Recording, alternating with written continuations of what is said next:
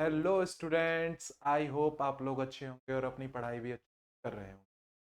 आज हम लोग क्लास 10 सिलेबस पूरा डिकोड करने जा रहे हैं। क्या क्या बुक में पढ़ना है और क्या क्या चीज़ें पढ़नी है। स्टार्ट करते हैं अपनी क्लास। सबसे पहले देख लीजिए क्लास 10 सबसे पहली जो unit that is no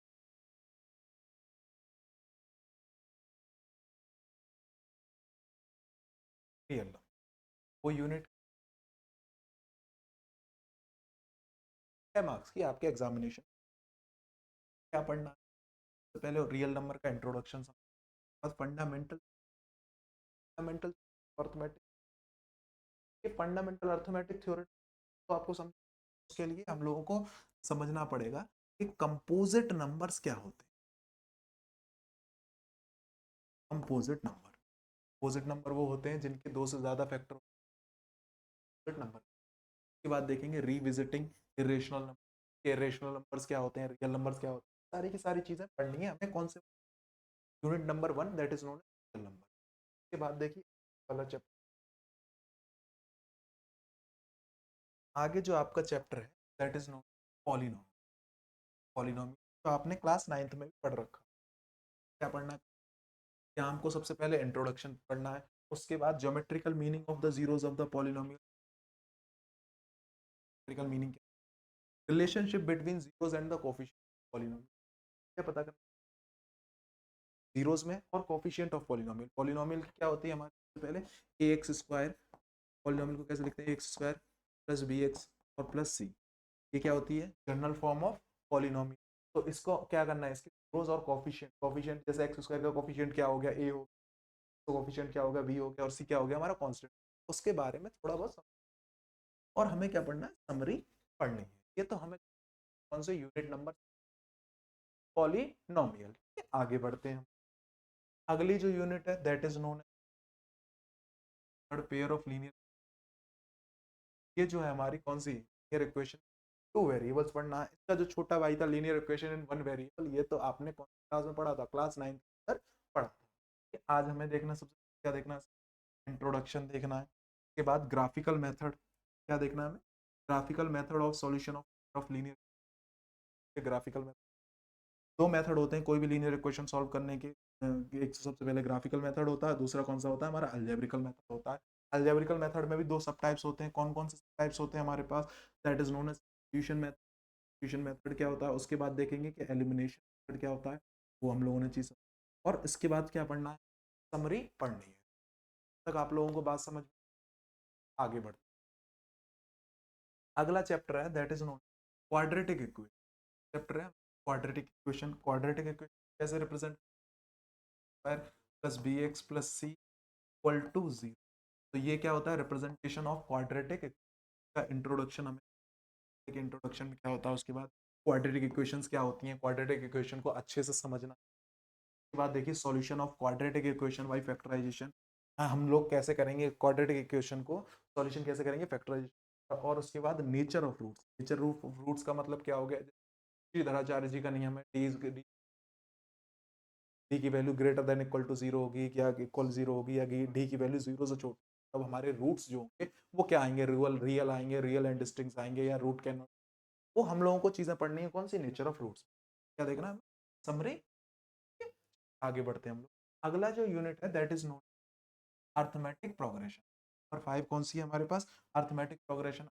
progression उसका अर्थमेटिक प्रोग्रेशन क्या होता है, nth term of AP. AP का मतलब मैंने एक कोई सीरीज ले ली जैसे 3 6 9 12 एंड सो ऑन, और मेरे से बोल दिया गया सर आप 250 टर्म निकाल के दिखाओ। तो वो सारी की सारी जो चीज करनी है वो किस में पढ़नी है, बात करनी है लोगों को, एपी में। और sum of first n terms, first n terms का मतलब क्या हो गया, हमारे पास 10 टर्म्स या 20 टर्म्स को हम क्या होगा, समरी हम लोगों को पढ़नी है अर्थमेटिक प्रोग्रेशन चैप्टर नंबर 5 में। आगे बढ़ते, अगला देखिए अगली जो यूनिट है दैट इज नोट ट्राइंगल्स। ये ट्राइंगल्स क्या होते हैं, ट्राइंगल्स का इंट्रोडक्शन पढ़। अब क्लास 9th के अंदर भी हम लोगों ने ट्राइंगल्स पढ़े थे, लेकिन उसमें जो पढ़ा था वो हम लोगों ने कॉन्ग्रुएंसी के बारे में पढ़ा था, कॉन्ग्रुएंट ट्राइंगल्स के। और यहाँ जो हमें पढ़ना है वो किसके बारे में पढ़ना है, सिमिलैरिटी के बारे में पढ़ना क्या similar figure, similarity of triangles, criteria of similar. अब कोई भी ट्राइंगल सिमिलर कब होता है, और यहाँ पे जो आपको एक थ्योरम पढ़नी है वो होती है BPT, that is known as basic proportionality theorem, या फिर इसको हम लोग क्या कहते हैं, थेल्स थ्योरम भी कहते हैं। और क्या देखना हमें, समरी देखना। अब देखिए आगे वाला यूनिट, आगे वाली यूनिट है unit number 7, that is known as coordinate geometry. की कोऑर्डिनेट ज्योमेट्री में क्या क्या पढ़ना है, तो सबसे पहले तो इंट्रोडक्शन पढ़ना है कोऑर्डिनेट ज्योमेट्री। कोऑर्डिनेट ज्योमेट्री आपने कौन सी पढ़ी, क्लास 9th में पढ़ा था, chapter number 3 abscess of ordinate. उसी तरीके से first quadrant, second quadrant, third quadrant, fourth quadrant, उसी तरीके से यहाँ पे भी हम लोगों को पढ़ना है। फिर हम लोगों को क्या समझना है, डिस्टेंस फॉर्मूला समझना है, क्या समझना है, सेक्शन फॉर्मूला समझना है, और क्या समझना है, इसको समरी समझनी है। ये कौन से पढ़ना है हमें, unit number 7, that is known as coordinate geometry में ये सारी की सारी चीजें क्या करनी है, हमें पढ़नी है। आगे देखते हैं हम लोग, अगले जो यूनिट है दैट इज नोन एज हमारी इंट्रोडक्शन टू ट्रिग्नोमेट्री। की ट्रिग्नोमेट्री पढ़नी है। अब बाकी चैप्टर्स के साथ ऐसा है कि वो आपने कहीं ना कहीं, कहीं ना कभी थोड़ा बहुत पढ़ रखा है या फिर थोड़ा बहुत सुन रखा है, लेकिन क्लास 10th का जो चैप्टर है that is known as trigonometry, वो आप लोगों को पहली बार ही पढ़ना होता है। तो हम लोगों को क्या पढ़ना है, सबसे पहले इंट्रोडक्शन पढ़ना है ट्रिग्नोमेट्री का, ट्रिग्नोमेट्री क्यों पढ़ते हैं। ये बात देखिए, ट्रिग्नोमेट्रिक रेशियोज, ट्रिग्नोमेट्रिक रेशियोज आपने सुना, sine theta, cos theta, tan theta, cot theta, cosec theta, sec theta, 6 trigonometric ratios के बारे में पढ़ा होगा। उसके बाद देखिए trigonometric ratios of some specific angle. Specific angles का मतलब क्या हो गया, कि जैसे आपने देखा होगा कि साइन 30 डिग्री की वैल्यू कितनी होती है, साइन 45 डिग्री की वैल्यू कितनी होती है, टेन 90 की डिग्री की वैल्यू कौन सी होती है। ये सारी की सारी चीजें जो पढ़नी है वो क्या, trigonometric ratios of some specific angle. के बाद देखिए ट्रिग्नोमेट्रिक आइडेंटिटीज, हमें क्या पढ़नी है, ट्रिग्नोमेट्रिक आइडेंटिटीज, 3 आइडेंटिटी पढ़नी है, sin square theta plus cos square theta is equal to 1। उसी तरीके से बाकी की दोनों पढ़नी है हम लोगों को। ठीक है, आगे देखते हैं, अगली यूनिट है that is known some application of trigonometry. क्या, सम एप्लीकेशन ऑफ ट्रिग्नोमेट्री। यहां जो देखेंगे वो हम लोग क्या देखेंगे, ट्रिग्नोमेट्री की एप्लीकेशन। तो ट्रिग्नोमेट्री हमने पिछली वाली यूनिट में पढ़ लिया, इसमें क्या हाइट एंड डिस्टेंस के बारे में देखना हम लोगों को, और समरी पढ़नी। जहां तक आप लोगों को बात समझ आ रही है, चलिए फिर आगे बढ़ते, अगली वाली यूनिट है that is known unit number 10, circle. Circles के बारे में पढ़ना है हम लोगों को। सर्कल्स का इंट्रोडक्शन देखना है कि इंट्रोडक्शन सर्कल्स क्या होता है, सर्कल में कॉर्ड क्या होती है, सेगमेंट क्या होती है, मेजर सेक्टर, माइनर सेक्टर, और ये सारी की सारी चीजें, टेंजेंट, ये सारी की सारी चीजें पढ़नी है। Tangent to the circle, tangent to the circle, number of tangent from a point A on a circle, number of tangent कितने हो सकते हैं। उसके बाद हम लोगों को क्या पढ़ना है, समरी पढ़नी है। ये सारी की सारी चीजें जो पढ़नी है हम लोगों को किस में पढ़नी है, सर्कल्स में पढ़नी। आगे बढ़, अगली यूनिट पास, that is known as unit number 7, area related to circle.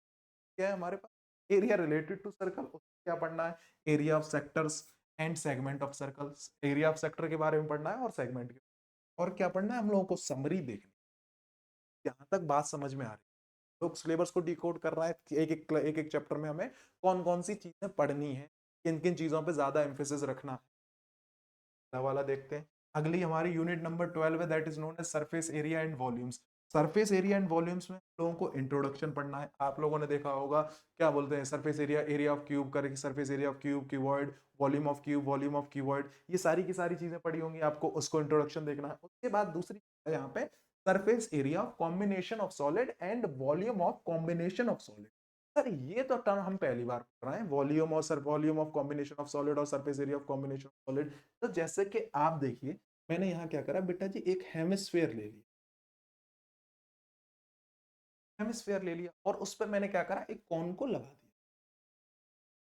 तो ये देखिए यहाँ पे एक हेमिस्फेयर हो गया और यहाँ पे एक कोन हो गया। इसका दोनों का जो कॉम्बिनेशन करके सरफेस एरिया निकालना है या वॉल्यूम निकालना है, वो हम लोगों को इस चैप्टर में पढ़ना है। और यहाँ पे क्या देखेंगे हम लोग, इसकी समरी भी देखेंगे। क्या देखेंगे हम लोग यहाँ पे, भी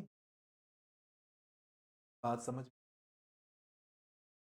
अब देखिए अगला जो चैप्टर है दैट इज नोन है यूनिट नंबर 30, स्टैटिक्स के बारे में पढ़ना है कि स्टैटिक्स क्या होता है, उसके बारे में देख समझ नहीं है। पहले हम लोगों को क्या देखना है, इंट्रोडक्शन पढ़ना है। उसके बाद मीन, मीडियन, मोड, ये सब जूनियर क्लासेस में निकाला करते थे। यहाँ क्या करना है आपको, मीन ऑफ ग्रुप डाटा निकालना है, mode of group data, median of group data, और समरी पढ़नी। यहाँ तक चीजें आप लोगों को समझ में आ रही। तो चलिए फिर हम लोग आगे बढ़ते हैं, आगे की देखते हैं। अब अगला जो यूनिट है that is unit number 14। Unit number कौन सी है हमारी? 14। यूनिट नंबर 14 में हमें क्या पढ़ना है? प्रोबेबिलिटी। आज बारिश होगी, इसकी प्रोबेबिलिटी है क्या होगी, या आज इंडिया मैच जीतेगी, आज इंडिया टॉस जीतेगी। ये सारी प्रोबेबिलिटी, प्रायिकता जो होती है, कितनी पॉसिबिलिटीज हैं कोई भी काम करने की, उसको हम लोगों को पढ़ना है किसमें? प्रोबेबिलिटी में। और इसकी थ्योरेटिकल अप्रोच देखनी है, और इसकी क्या देखनी है हम लोगों को? समरी देखनी है। तो टोटल आपके जो इस वाले में किताब में टोटल 14 चैप्टर्स हैं टोटल। और हम 14 चैप्टर्स को बहुत अच्छे से प्यार से पढ़ेंगे, सारे एक एक चैप्टर को। ठीक है? आप लोगों को अगर ये सीरीज कंप्लीट कर ली तो आप लोगों को देख, यहाँ पे सबसे पहले आपको एनसीईआरटी कंप्लीट करनी है। एनसीईआरटी तो बेसिकली नेसेसरी है, कंप्लीट करनी है। उसके बाद चाहे आप आर एस अग्रवाल उठा लीजिए, चाहे आप आर डी शर्मा उठा लीजिए, चाहे फिर आप एनसीईआरटी एग्जाम्पलर उठा लीजिए। ये तीनों आपकी क्या हो जाएंगी? यहाँ कंप्लीट हो जाएंगी। आप एक कोई नॉर्मल बुक किताब उठाइए, एनसीईआरटी तो आपको करनी ही करनी है कवर, उसके साथ कोई भी अपने आर एस अग्रवाल ले ली या फिर आर डी शर्मा ले ली, तो आप लोगों की क्या हो जाएगी? प्रैक्टिस बहुत अच्छे से हो जाएगी। और आगे की क्लास फिर हम लोग कंटिन्यू करेंगे। यहाँ तक का आज का सेशन था। आज हम लोगों ने क्लास 10th के पूरे सिलेबस को देखा। आपके अपने इसी ये O2 डिजिटल एजुकेशन चैनल पे पूरा का पूरा सिलेबस होगा। बस जल्द ही नेक्स्ट